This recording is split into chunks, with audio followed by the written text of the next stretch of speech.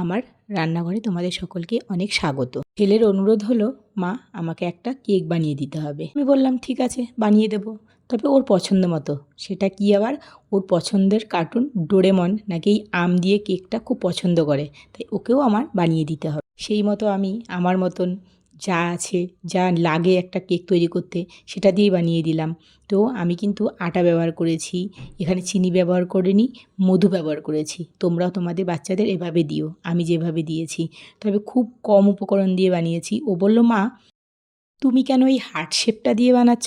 আমি বললাম, তোকে আমি অনেক ভালোবেসে বানিয়ে দিচ্ছি তো তাই, কারণ তুই এই কেকটা খেতে খুব ভালোবাসবি, তার জন্যই আমি তোকে বানিয়ে দিয়েছি। এখানে দেখো ওভেন ছিল না, আমি কড়াইতেই দেখিয়ে দিচ্ছি কীভাবে বানিয়েছি। সত্যি এত সুন্দর হয়েছে না কেকটা, যদি তোমরা নিজেরা একবার না বানাও না তবে বুঝতেই পারবে না। গল্প করতে করতে কেকটাও বানিয়ে ফেলেছি, তবে একটা লাইক, শেয়ার এবং একটা কমেন্ট অবশ্যই করো।